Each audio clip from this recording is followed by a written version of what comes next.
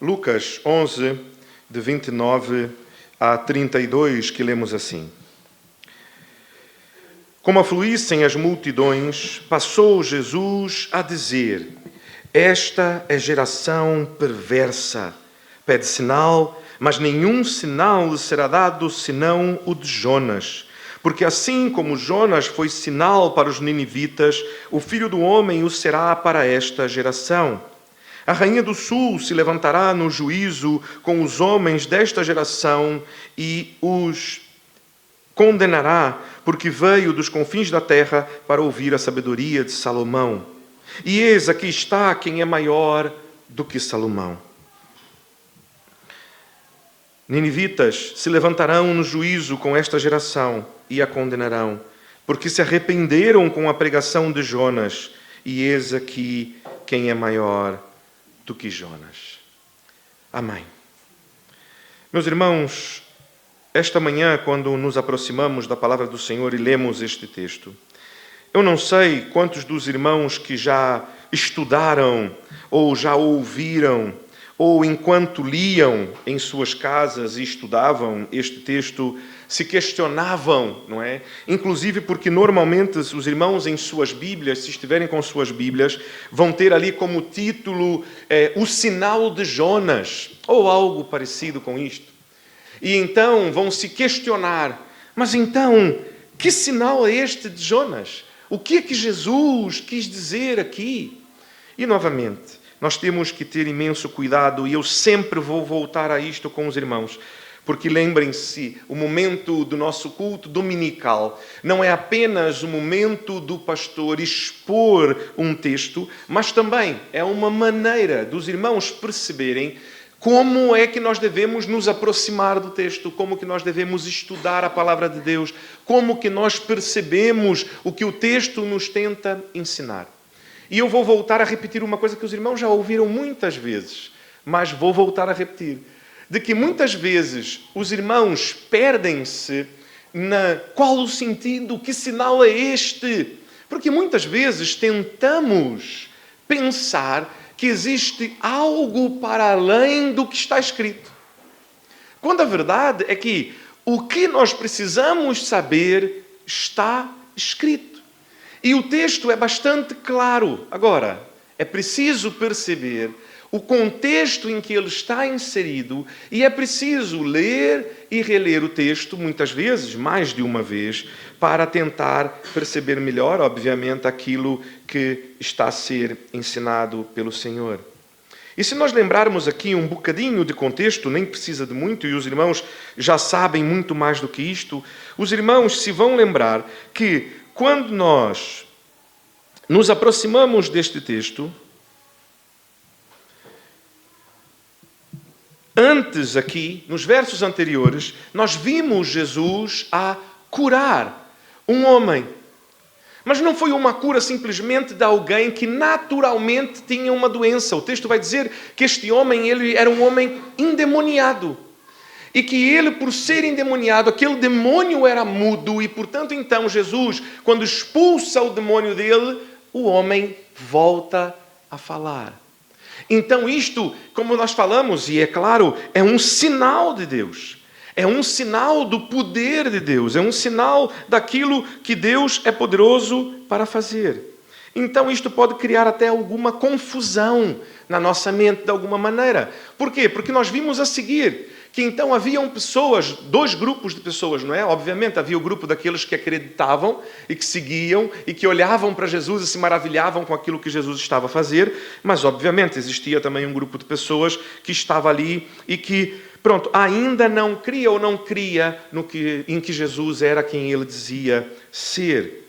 Entretanto, o que acontece é que destes dois grupos se subdividem em outros dois, que é aqueles primeiro que dizem que Jesus então está a curar pelo poder do maioral dos demônios, e um outro grupo que pede mais sinais, que clama a Deus e pede a Deus mais sinais. E então a história continua. Nós não podemos tirar do contexto em que está inserido esta história. Porque o próprio texto, como eu tenho ensinado aos irmãos, mais uma vez nós temos falado e ensinado, é que o verso 29, ele começa já com como afluíssem as multidões. Isto é a maneira como está traduzido aqui na versão que nós adotamos, Almeida Revista e Atualizada. Mas poderia ser muito bem traduzido que é: então grandes multidões afluíam para Jesus. Ou enquanto grandes multidões surgiam. Ora, nós não podemos novamente perder o contexto em que isto está inserido. Não é uma manhã Jesus acordou e de repente começou a dizer estas coisas. Isto acontece dentro de toda uma lógica, aquela lógica do mesmo texto que nós acabamos de estudar, de que Jesus acabou de fazer um milagre, a expulsar o demônio, a ter este embate sobre, pelo poder de quem que ele expulsava o demônio, e ao mesmo tempo, aqueles que pediam mais sinais, e como nós falamos, na ironia, não é? Porque Jesus, eles não disseram nada, mas Jesus conhecia-lhes o coração, revela que conhece-lhes o coração, e nem isto é sinal suficiente. E então, o que o texto vai nos dizer é que, então, isto a acontecer, enquanto isto acontecia, cada vez mais chegavam mais pessoas, afluíam multidões para ir ter com Jesus. Agora, a pergunta que nós precisamos nos fazer ao estudar o texto é: o que é que trouxe essas multidões? O que é que atraiu estas multidões? E novamente, se nós sabemos o que acabou de acontecer, nós sabemos o que atraiu as multidões. Certamente estas pessoas que viviam naquela localidade ouviram do milagre que Jesus fez e então vieram ver.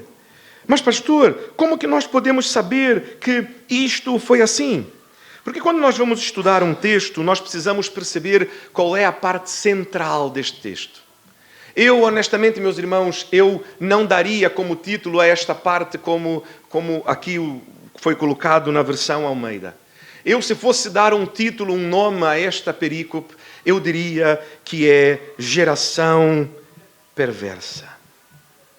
E porquê eu diria que é Geração Perversa? Porque esta é a centralidade deste texto. A centralidade de toda esta perícope é: Jesus afirma geração perversa.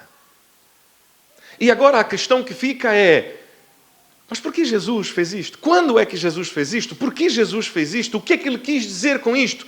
E é isto que nós vemos ao estudarmos esta perícope. Que o texto, quando começa a dizer como afluíssem as multidões, passou Jesus a dizer, mostra o quando que isto aconteceu, o contexto em que isto aconteceu e que acabamos de falar. Agora, Jesus, então, diante deste contexto, quando essas multidões começam a ir ter com ele, o que ele afirma não é como se calhar, em nossos dias, alguns diriam: meus irmãos, olha que bênção! Hoje vieram mais pessoas ao nosso culto. Eles ouviram do poder de Deus, ouviram dos sinais, maravilhas, milagres que Deus tem feito entre nós e vieram ver. Glória a Deus! Se calhar nós mesmos estaríamos tentados a dizer isto, não é? Mas Jesus, quando vê as multidões afluírem, o que ele diz é: esta é geração perversa. E porquê esta geração é geração perversa? Porque ele continua no texto a dizer: porque pede sinal. Ora, mas eu não posso pedir um sinal. Novamente, se nós tirarmos do contexto, vai parecer até um bocado estranho. Mas vai pedir sinal? Mas é um problema? É pecado pedir um sinal? Não, não é. Mas o problema é que o contexto que nós lembramos é que Jesus tem feito sinais. Jesus já tem mostrado, já tem feito sinais e maravilhas. Só que o problema é que estas pessoas estão focadas na questão errada. Porque quando nós estudamos, inclusive, sobre os sinais que Jesus faz, nós sempre falamos sobre isto. De como o sinal, ele serve não como fim, mas ele é um meio. O sinal, ele serve para apontar que o poder de Deus é com Jesus. O sinal não é um fim. Portanto, como não é um fim, quando tornamos o sinal um fim, estamos equivocados. O sinal existe para mostrar que o poder de Deus é com Jesus e que aquilo que Jesus diz é verdade. Por quê? Porque se o que Jesus diz não fosse verdade, Deus não seria com ele. Deus não seria com um mentiroso, com um enganador, com aquele que afasta as pessoas dele. E por isso, então, Jesus vai dizer que é um problema. É um problema aqueles que buscam apenas sinais. Aqueles que são, como nós falamos, não é, na semana passada, insaciáveis por sinais. Aquele que pede um sinal e Jesus dá, e ele então pede outro, pede outro, pede outro, pede outro. A sua vida é feita, e nós temos também novamente falado sobre isto, de que nós não somos chamados numa caminhada com Jesus a viver uma vida de experiência com Deus. Ah, meu irmão, precisas ter uma experiência com Jesus. Não. Estes homens acabaram de ter uma experiência com Jesus. Nós vimos, não é? Jesus liberta um endemoniado, sai dele um demônio mudo, ele volta a falar. Que experiência! E o que estes homens conseguem fazer? Continuar a pecar e continuar a criticar e continuar a não crer. Porque a questão não é ter experiência com Jesus. A questão é submeter-se a Jesus. A questão é saber e perceber que o ensino de Jesus é o que devemos obedecer. E que os sinais, novamente, são apenas um meio de nos apontar que o poder de Deus é com Ele e que Ele é exatamente aquele que Ele diz ser. E então, nós vemos Jesus dizer: esta é geração perversa, porque pede sinal. Pede sinal, mas nenhum sinal lhe será dado, senão o de Jonas. E aqui muitas pessoas ficam perdidas, não é?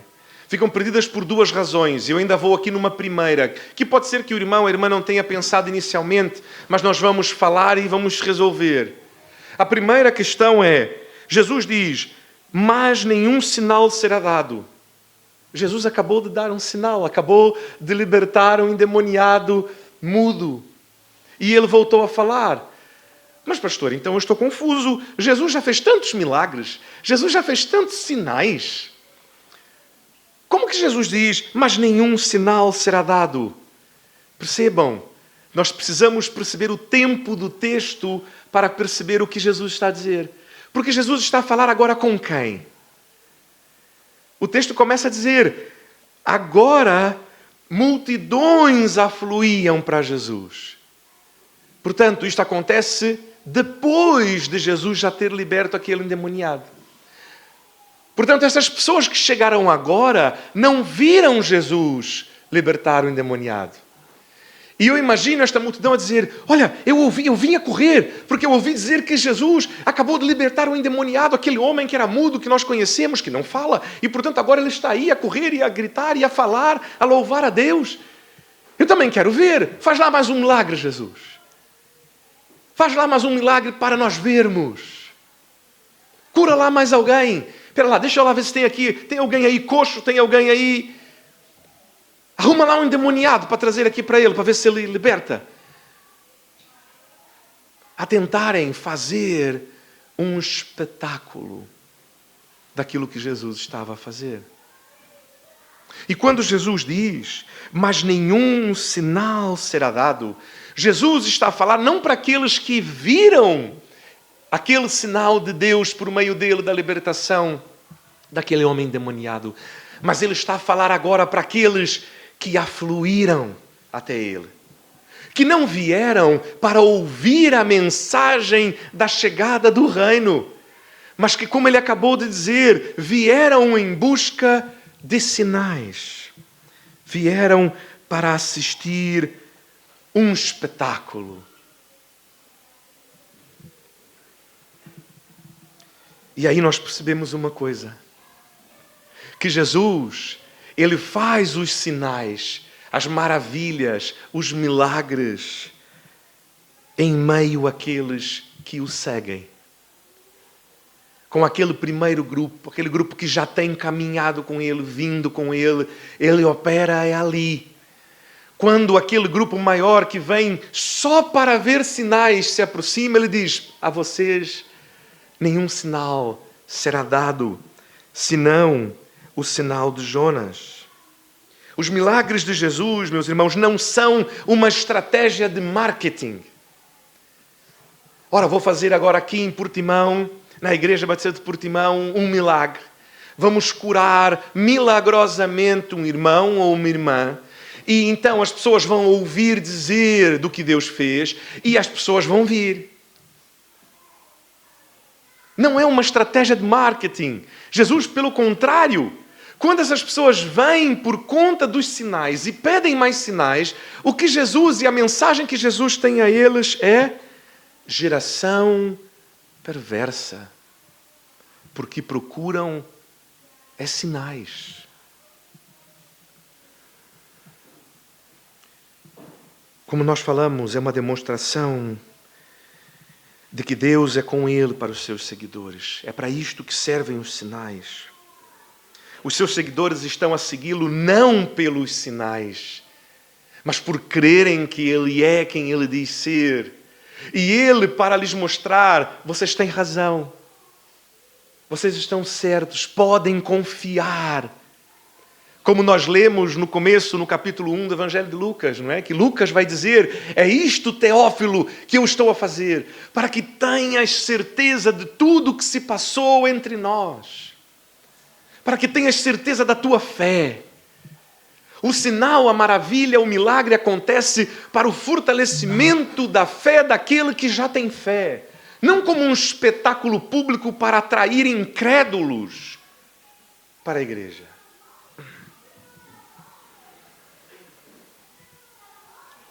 Quanto aos outros que vêm para ver um espetáculo, não há espetáculo. Não terão outro sinal senão o sinal de Jonas. Geração perversa. Não apenas aquela, mas também esta geração. Porque muitos vão atrás do espetáculo, não atrás de Jesus. E a primeira coisa então que aprendemos é que não era a estratégia de Jesus atrair as pessoas pelo espetáculo. Jesus inclusive confronta aqueles que vêm pelo espetáculo e os chama de geração perversa. Meus irmãos, que duras palavras de Jesus para o nosso tempo.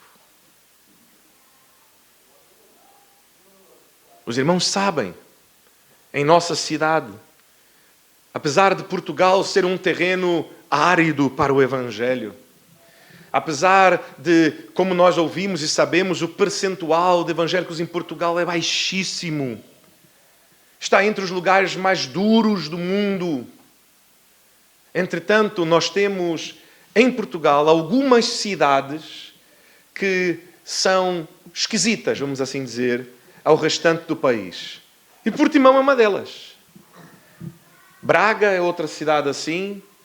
Nós poderíamos considerar, se calhar, Lisboa ou Porto, mas a questão é que, como a população é muito grande, o impacto que há não é tão grande quanto nestas duas cidades. E se calhar Portimão ainda está em primeiro lugar.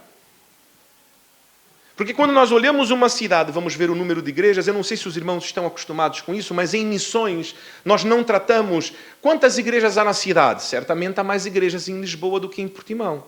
Só que a população de Lisboa é muito maior do que a de Portimão.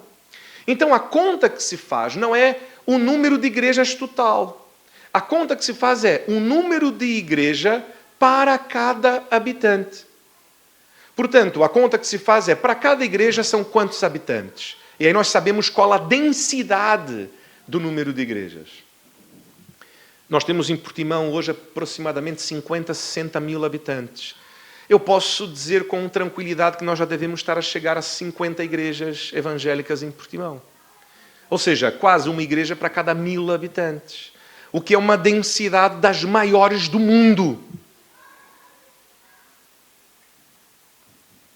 É uma densidade das maiores do mundo. Estamos a falar de densidades do Reino Unido, quando nós vivemos lá. A cidade que nós vivemos, a vila que nós vivíamos, tinha 5.000 habitantes e 5 igrejas evangélicas. Portanto, uma igreja para cada 1.000 habitantes. Mas um lugar onde a cultura evangélica já é uma cultura centenar. É um país onde predominantemente é evangélico. E então faz sentido.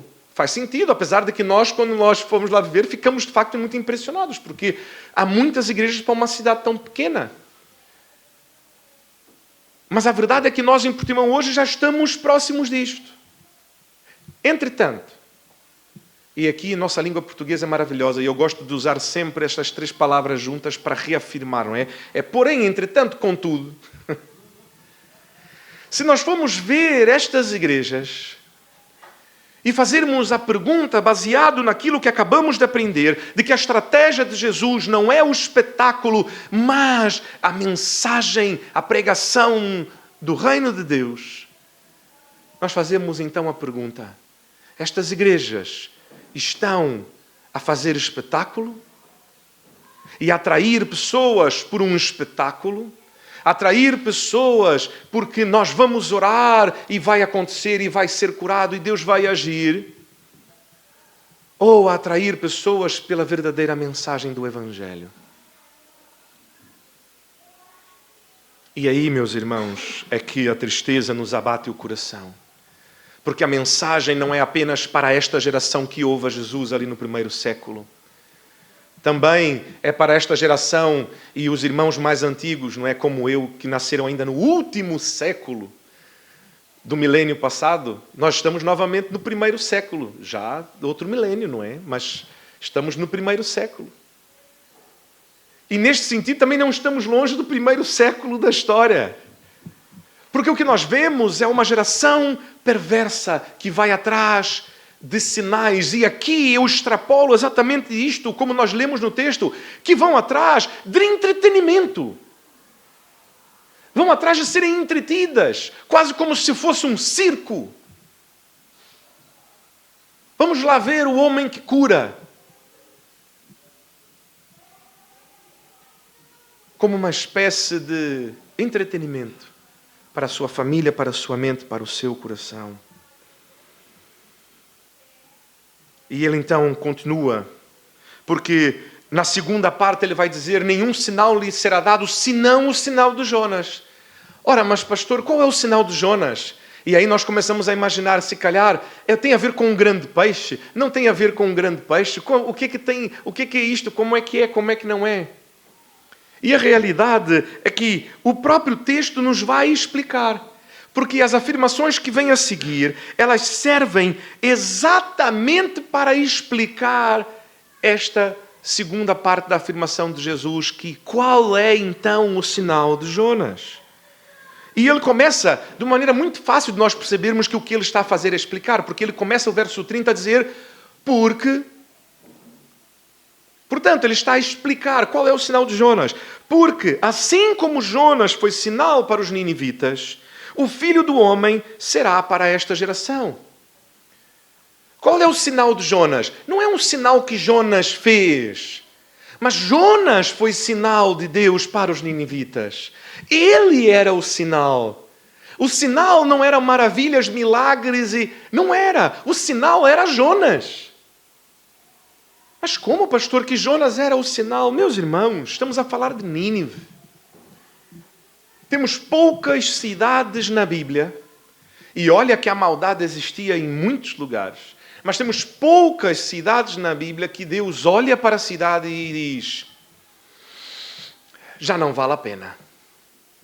Vou destruir aquela cidade porque a maldade já chegou a tal ponto que mesmo Deus com sua graça, mesmo Deus com sua misericórdia, mesmo Deus com a sua tolerância, Ele diz para esta cidade: já não há mais hipótese. E qual o sinal que Deus dá a esta cidade? Deus envia Jonas para pregar arrependimento.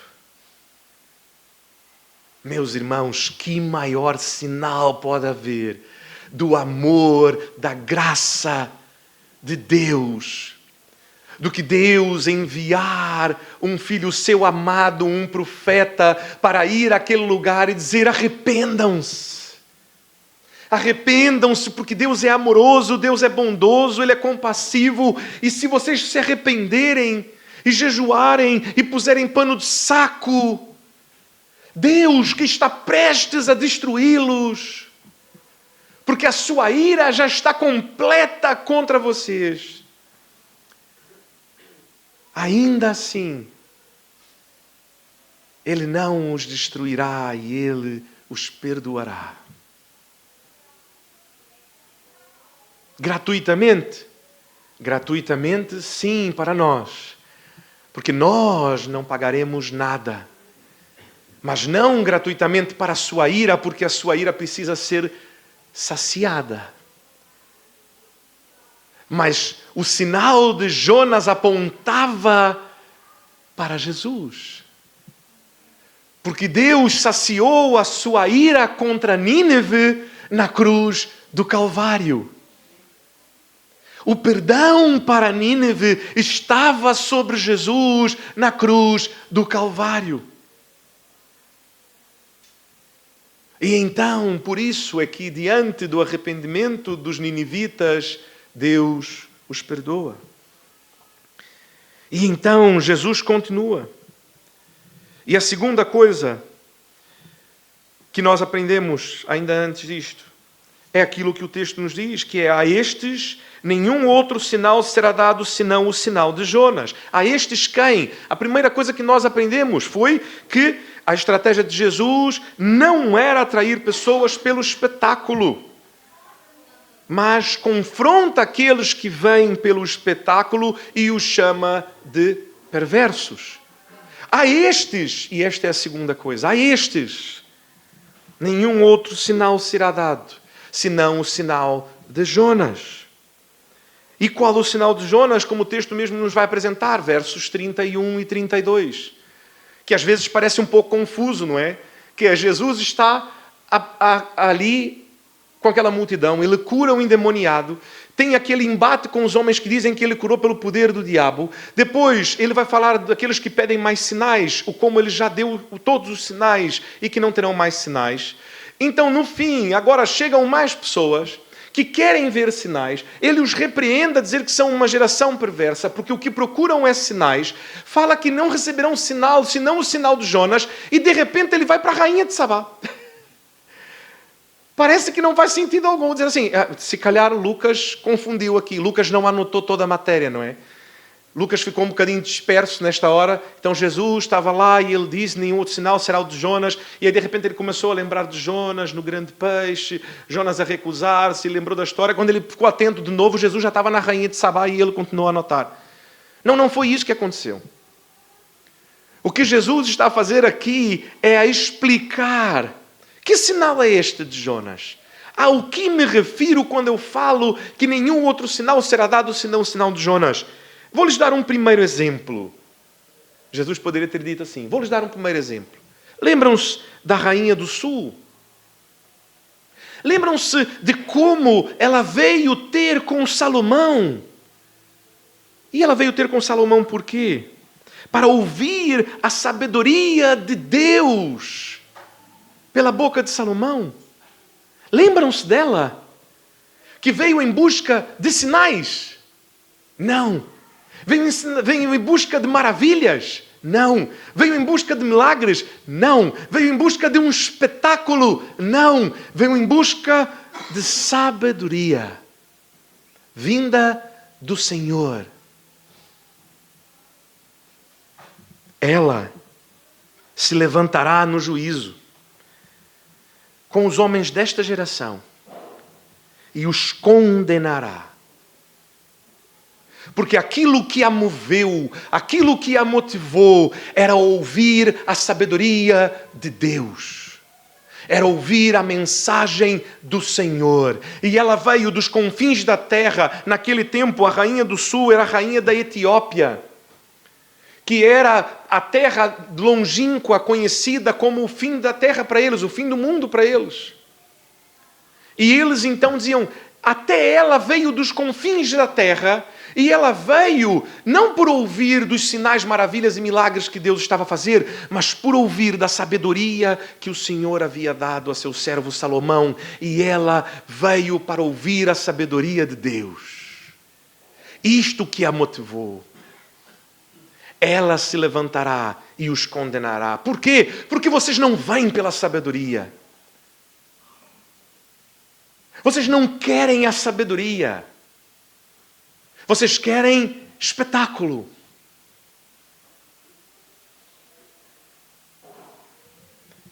E ele então continua e volta ao exemplo de Jonas com os ninivitas. Os ninivitas se levantarão no juízo com esta geração e a condenarão. E a condenarão por quê? Porque eles se arrependeram com a pregação de Jonas. Eles não se arrependeram porque ouviram de como Deus preservou Jonas, de como Deus levantou o mar, quando Jonas estava naquele navio em fuga, a ir para o outro lado. E para o outro lado ele estava a vir para Portugal, não é? Jonas estava a vir para cá, estava a fugir. Estava a vir para a Espanha. E então Deus levanta o mar enquanto Jonas tenta fugir, até que lançam a sorte e veem que a culpa é de Jonas. E Jonas mesmo diz, joguem-me no mar, porque o mar vai acalmar quando me jogarem. Os homens jogam Jonas ao mar e o que acontece? O mar acalma.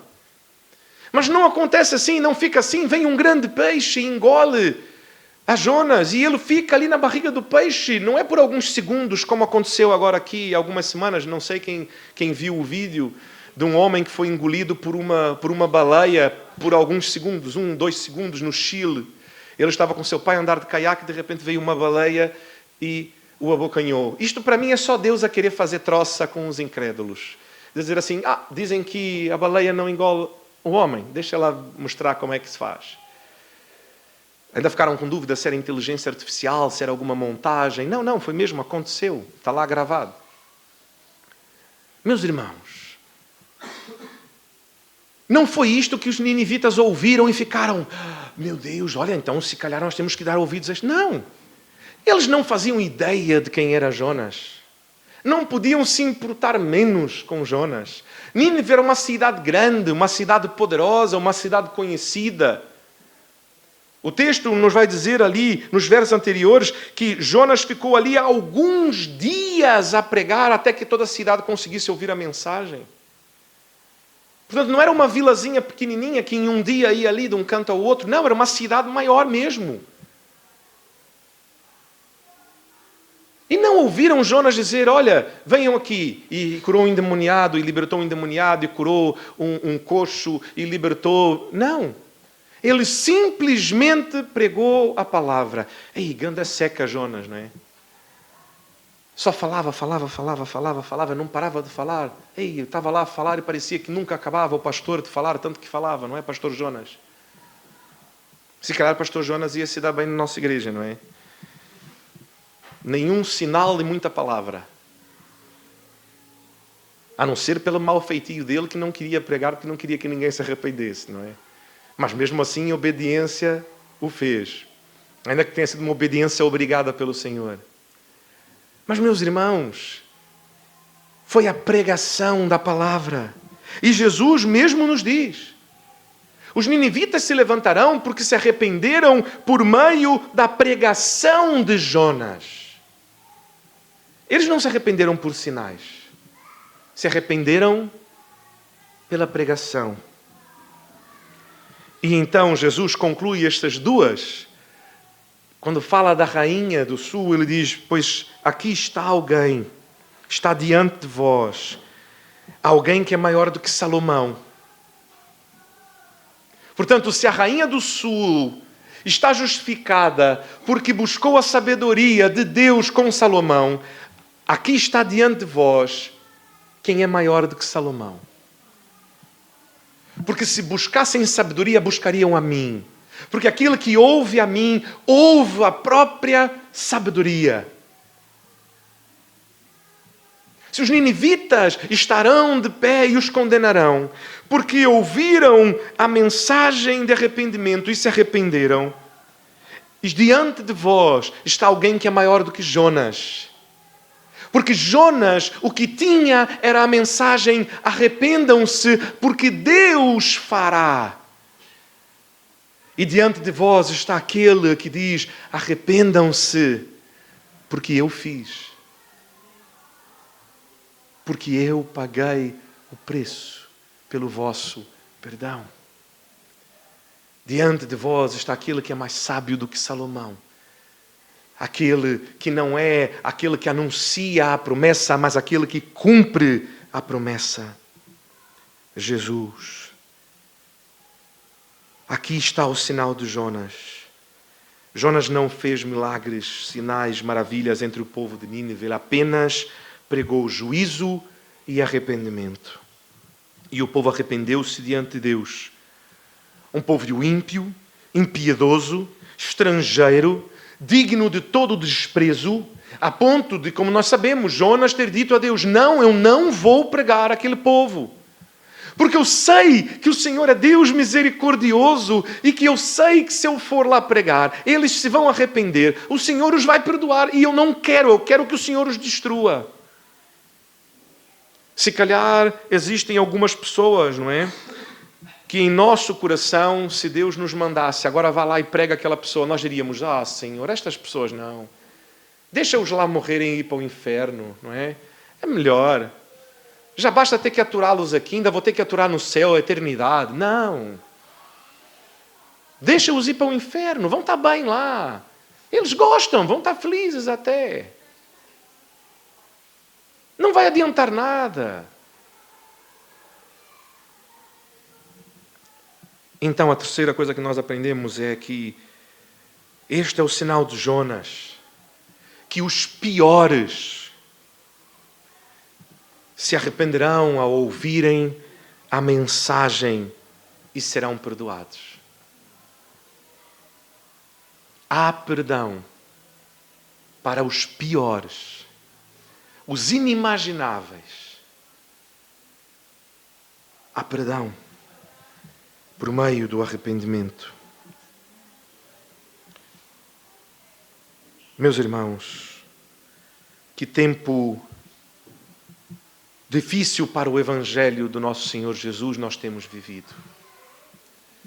Muitas pessoas têm buscado, assim como esta geração, por sinais e maravilhas, como um fim.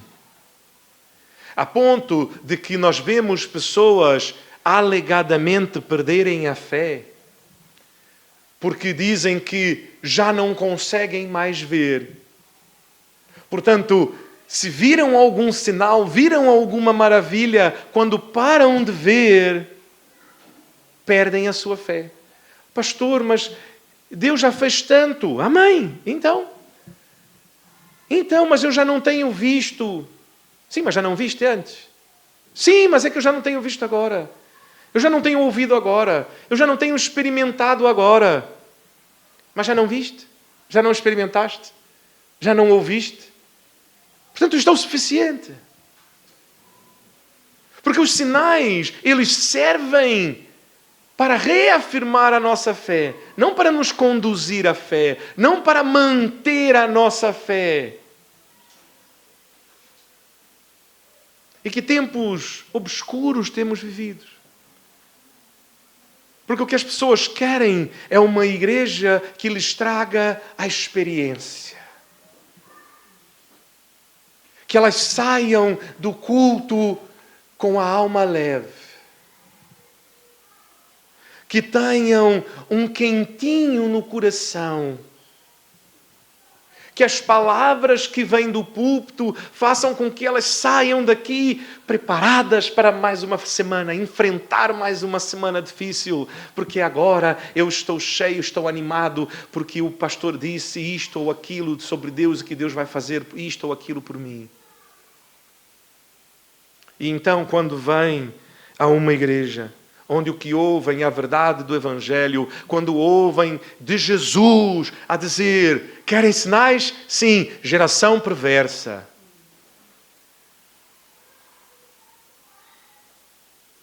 Quase que fazem: o quê? Não, mas mas Jesus não pode falar assim. Quem é Jesus para falar assim comigo? Não. Deus é amor. Jesus é amor. E quem ama, e eu sempre brinco isto, isto para mim é uma das marcas, eu sempre brinco a isto. Porque eu realmente descobri isto, e eu tive a oportunidade depois de ensinar isto também à Andressa, e nós hoje rimos com isto, porque eu tive essa primeira experiência, de que nossas famílias, apesar de... Os irmãos sabem que eu nasci no Brasil, mas em uma família portuguesa, em uma casa portuguesa. A Andressa nasceu no Brasil, mas também numa casa também portuguesa. Como é que nós sabemos disto? Se dizia a brutal verdade. Que a coisa mais portuguesa do que isto é: quem ama, diz a verdade. Ainda outro dia ríamos disto, não é, amor? Que eu estava a brincar com ela, a dizer a primeira vez que eu toquei na igreja com meus amigos, e naquela altura a gravação não era feita como hoje, digital, tudo em alta fidelidade. Não, era gravação numa fita cassete. A igreja tinha lá uma fitazinha cassete para gravar a pregação. Então gravaram também aquela apresentação musical e eu todo feliz, chego em casa, primeira vez que eu toquei na igreja com meus amigos, e eu meto aquela fita cassete no som para mostrar para minha mãe e dizer: mãe, olha só, eu e meus amigos tocamos na igreja hoje, olha só, o que é que achaste? Ela diz: isto está muito mal, não é? Precisam ensaiar mais, isto está terrível, deviam ter vergonha. Eu não teria coragem de tocar com vocês assim, e dizer: pá, mãe, podia pelo menos mentir um bocadinho, não é? Podia se calhar dizer: sim, muito bem feito, muito bom, não a música, mas muito bom trabalho, que bom que te esforçaste. Não, mãe portuguesa é: epá, fogo, tenha vergonha, ainda bem que eu não estava lá. Ainda olhar para mim e dizer: olha lá, é a mãe dele, e eu ter que me esconder de vergonha. O amor diz a verdade. O nosso mundo parece e age como se o amor não dissesse a verdade. Como se quem ama não confrontasse. Pelo contrário. Como é que eu poderia melhorar? E depois disto nós começamos a ensaiar 3 vezes por semana. Exatamente porque, olha, realmente... E depois paramos para ouvir novamente e eu ouvi com um bocadinho de vergonha, não é? A dizer: é verdade, ela tem razão, ficou mesmo mal. Precisamos efetivamente ensaiar muito mais. Começamos a ensaiar muito mais. Agora, imagina se ela dissesse: ei, filho, que bom, mamãe está tão orgulhosa de si, que espetáculo. Eu, se calhar, ia continuar a ensaiar uma vez na semana e achar que estava muito bom. Ia continuar a passar vergonha, porque as outras pessoas não iam ser tão bondosos, não é? Agora, porque foi verdadeira, tive a oportunidade de melhorar. Jesus, ele é brutalmente frontal com este povo a dizer: querem sinais? Vocês são perversos. Não vão ter sinal nenhum. Querem um sinal? O sinal é: arrependam-se. Arrependam-se dos vossos pecados e sejam perdoados. Ou então, sejam destruídos. Porque lembram-se qual era a pregação de Jonas a Nínive? Lembram-se? Em 40 dias, Deus virá e destruirá a Nínive. Arrependam-se. E quem sabe, talvez, Deus arrependa-se, Deus mude de ideia e não haja desta maneira com vocês. Esta era a mensagem. Imagina pregar esta mensagem ali na praça. Talvez eu fosse preso, não é?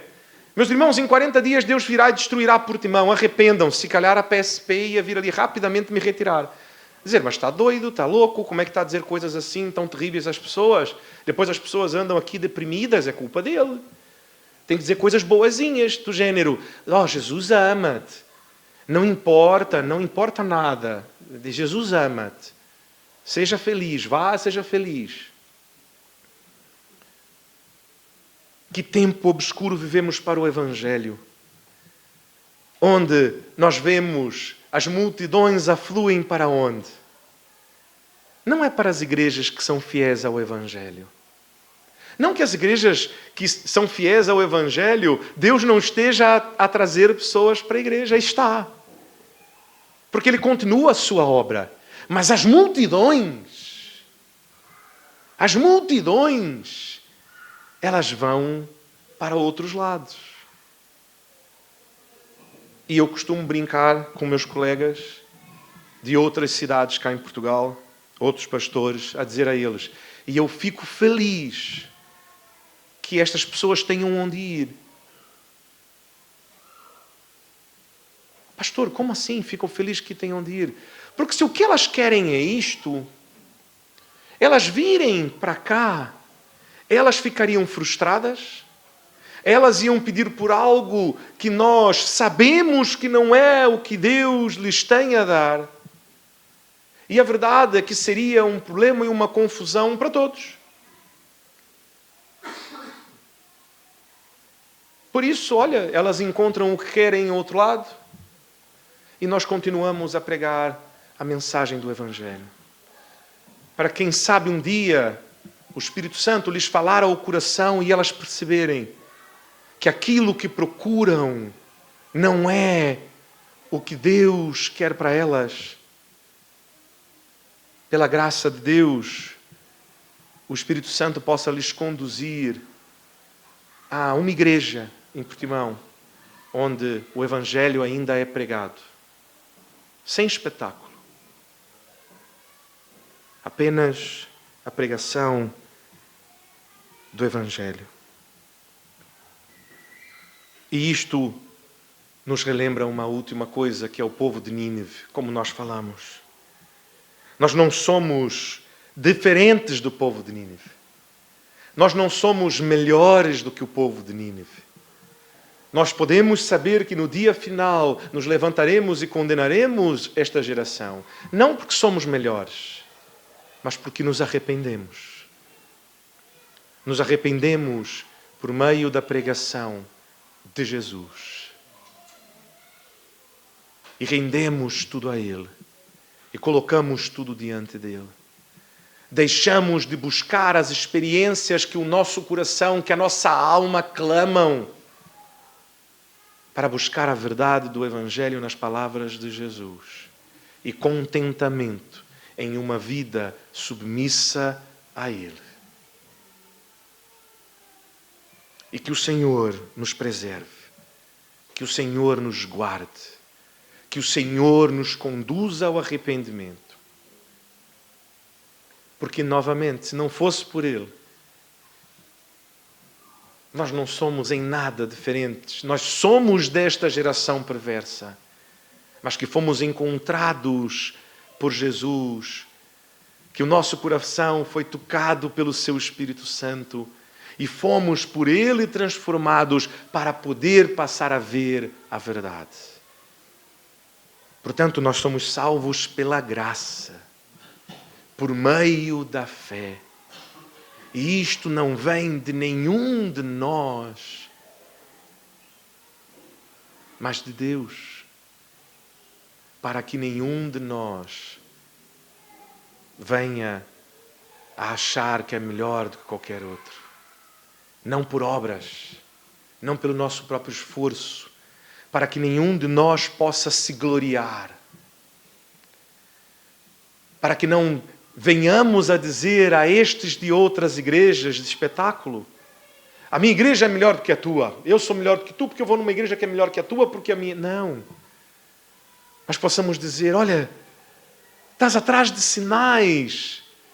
Abra ali Lucas capítulo 11, verso 29 a 32. Não deve ser sinais que buscamos, mas devemos buscar a pregação do verdadeiro Evangelho e o arrependimento por meio da pregação, não um espetáculo. Venha ouvir a mensagem do Evangelho. Gostas de espetáculo? Eu também. Quer ir ao cinema, quer ir ao circo? Pode ir, não é pecado. Mas quando eu vou ouvir ao Senhor, eu não vou atrás do espetáculo. Eu vou atrás de ouvir a voz do Pai. E que o Senhor assim nos mantenha. Porque é tentador um bom espetáculo. É agradável. Agradável à nossa alma, à nossa carne, não é? Ouvir boas palavras que nos trazem ânimo. Ser um tempo confortável, agradável. Mas não é isto que nós devemos buscar. Mas buscar a sabedoria do Senhor em Jesus. E ouvir a sua pregação, a pregação daquele que faz.